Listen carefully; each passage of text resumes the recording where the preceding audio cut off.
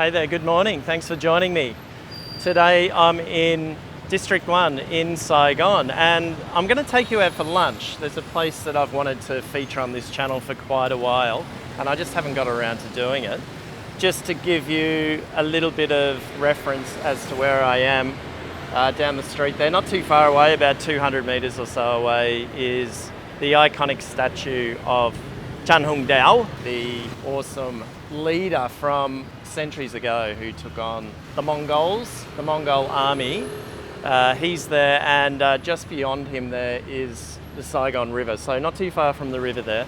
And on the corner of Hai Bat Jung and Mak Ti Boi Street here in D1, and we're just going to walk over there now. We've just got a block to walk, and I've just noticed that the rainy season's just starting to rear its ugly little head. We're just getting a little bit of rain here this morning. Now it's only about 10:30 or so. I might be a little bit early for lunch, but I wanted to get to this place before everybody else does because it gets kind of busy. Now those of you who are familiar with Vietnam and Ho Chi Minh City, you'll know that basically all of the streets are named after significant historic figures or significant historical events that have happened not only in modern history but also a long time ago throughout Vietnam's history. And of course Ho Chi Minh City, named after the man himself. Now we're coming up here to a street called Đông Du Street. And I've just got to make sure I don't get run over as per usual in this town. There's no lights. I think I can go here.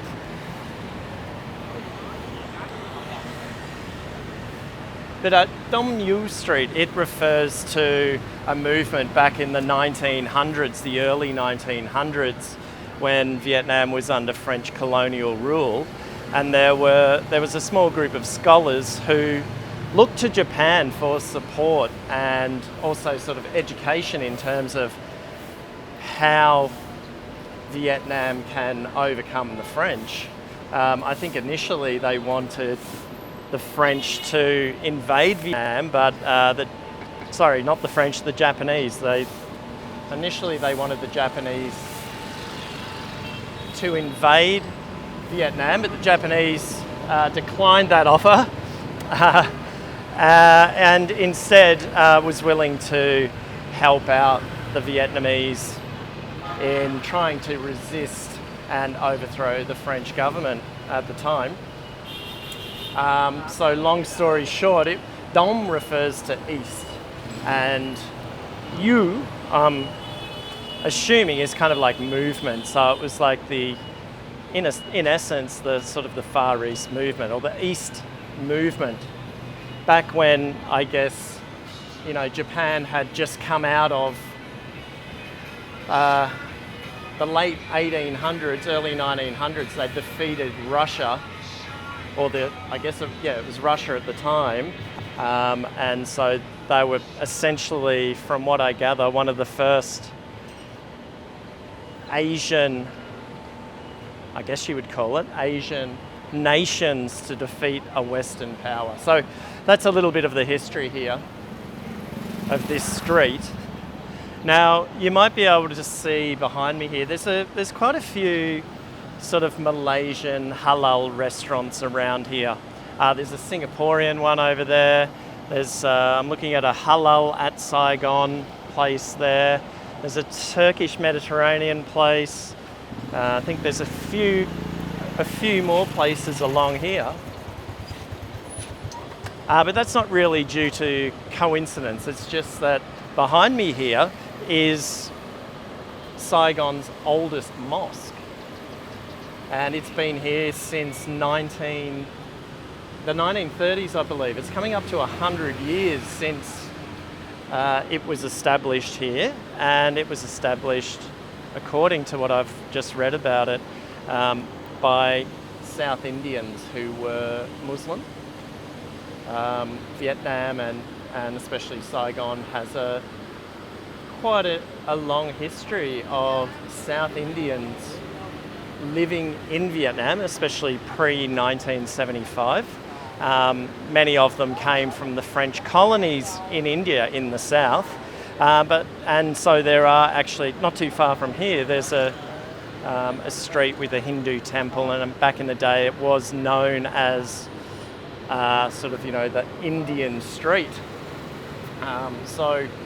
There were Indians here from the south of India who were both Muslim and Hindu, and this place here happens to be, to this day, the biggest, I believe, in Ho Chi Minh City, the biggest mosque in Ho Chi Minh City. So, obviously around places of worship like this, no matter whether it's a mosque or a church or a Buddhist temple or pagoda, there are places to eat in the vicinity, either along the street next to or, maybe a block away or something like that.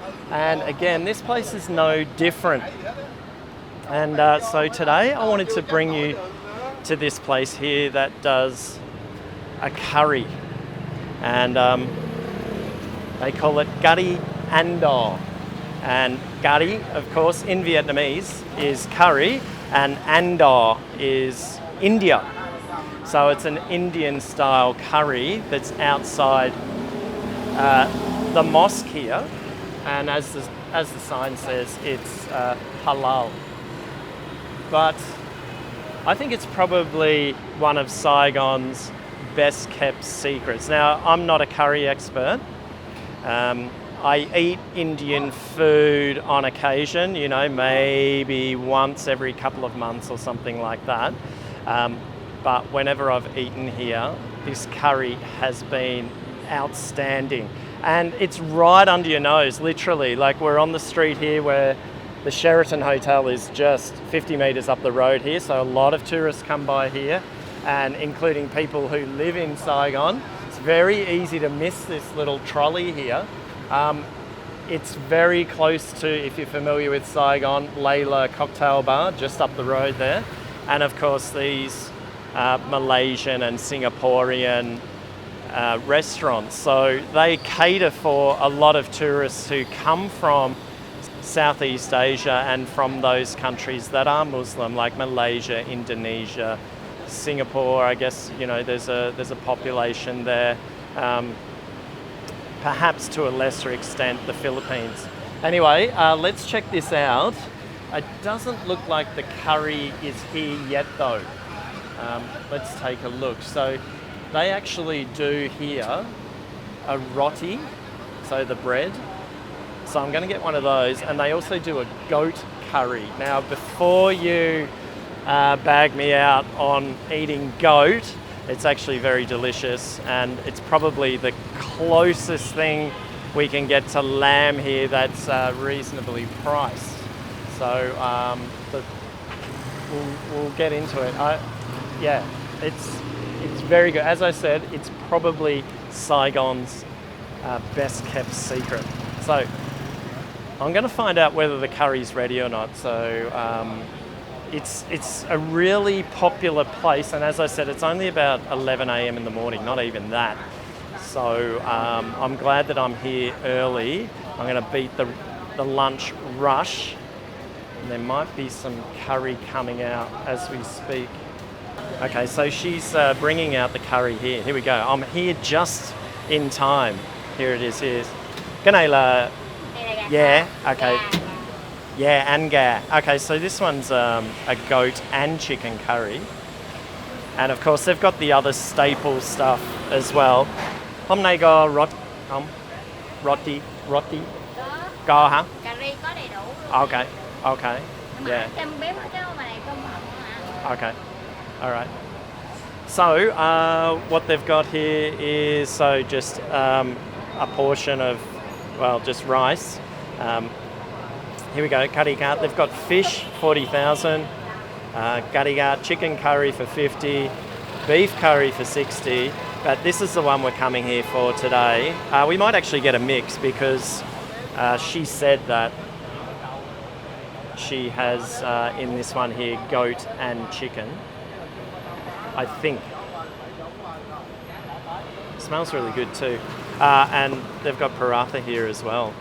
Okay, so open 10 a.m. to 10 p.m. at night. But I think we'll definitely get this one. And perhaps, well, depending on what they got today, probably the chicken curry. All right, so it's arrived and it smells sensational. I can already smell the goat. The goat is quite gamey if you've never had it before. It's sort of a little bit like lamb in a sense. It's got that smell that's quite different from your sort of regular meats like beef and chicken. So this is the goat. It's a very dark looking colour. Just as I said, smells sensational. And here's the chicken. It's here. Oh yeah, it smells great too. Look at that. And it's come with a roti, or they call it a paratha. Just one piece there. Obviously you can order multiple. And a little bit of, looks like chili, salt and lime, probably for the local Vietnamese customers, and a plate of rice. So I don't know if I'm going to be able to eat it all, but we'll give it a go. Okay, so let's give the goat a go first. Here it is here, look at that. I don't know if you can see that. Let me just bring it up to the camera somehow. Look at that. Glistening. So I think it's more of a, well, it's an Indian, they advertise themselves as Indian curry, so it's more like what you would be accustomed to in other Southeast Asian countries like Malaysia and Singapore. It's not like the Vietnamese curries. The Vietnamese curries is quite different. All right, let's give it a try.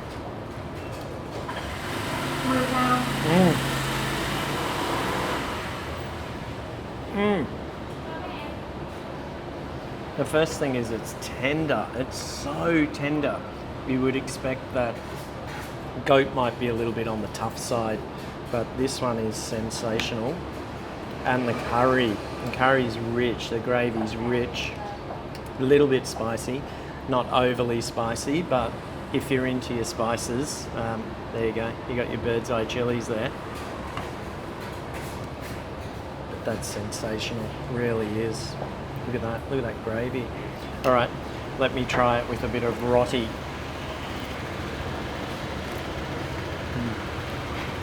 Sensational.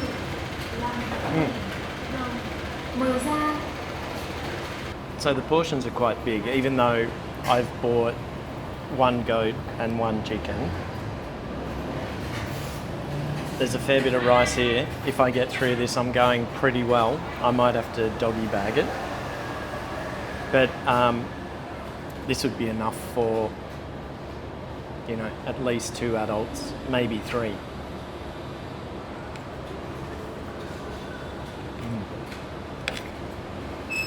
Gamey, salty, spicy. Sensational. Okay, let's try the chicken. So here's the chicken. Look at that. Look at that. Big chunks of chicken. In a more sort of watery gravy. A little bit more watery than the goat one. But look at that. Look at the colour. Okay, let's give it a go. Might have to pick it up with some chopsticks.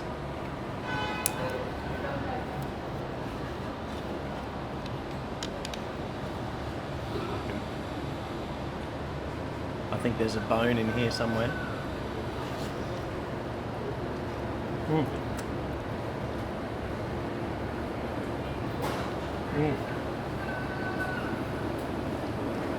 Sensational. As I said, this has to be Saigon's best kept secret for lunch.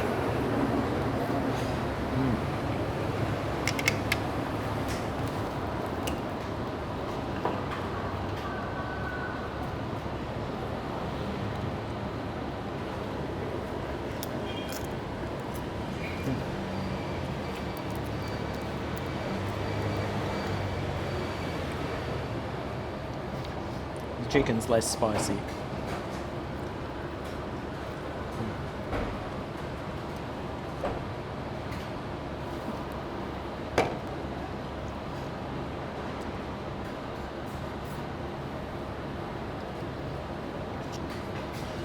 Get some of that gravy on there. Look at that. Oh.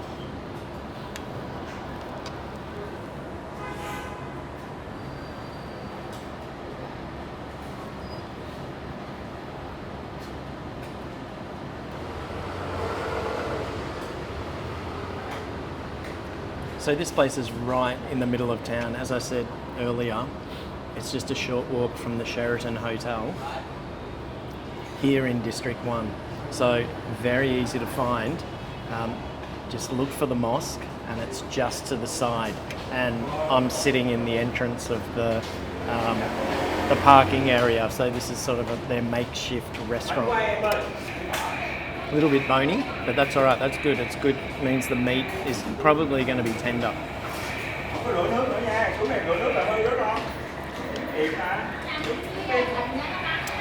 When I've been here before, I've noticed that not only people who come here to pray will eat here, but any sort of workers in the area who perhaps are Muslim or from Singapore or Malaysia will come here to have lunch.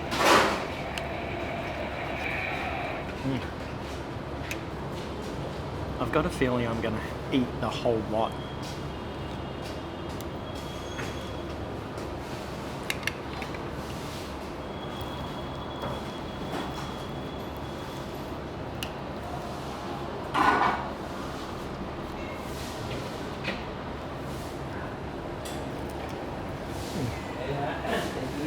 Amazing.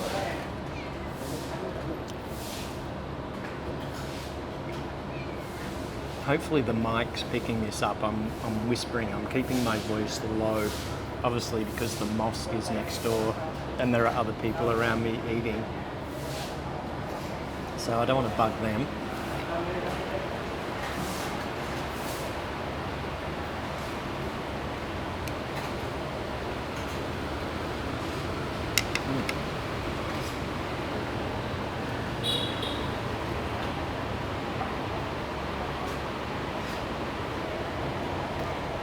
Give me some more of that goat.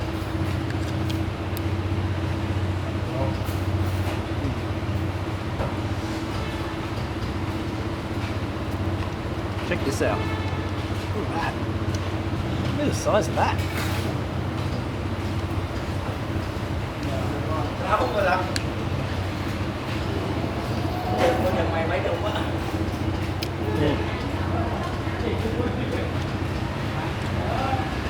So tender.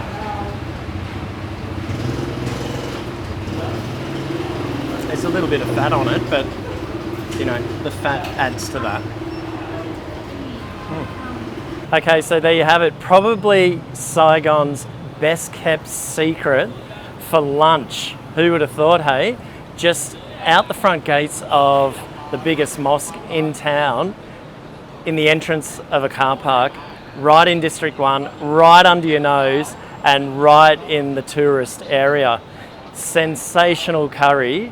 If you're into your gamey kind of meats and stuff like that, and you like sort of rich curries, then the goat one definitely would be the one for you. And that was 100,000 for that one. And chicken curry, probably the pick for me. A little bit more subtle, and the chicken was succulent. It was a succulent Indian curry lunch. So highly recommend it. With the roti and the plate of rice, I probably wouldn't have the plate of rice again unless, you know, I was eating with other people or whatever, but it's always good to have rice with your curry. All up, 165,000 dong. So really, it's probably good enough for two people. Really worth it.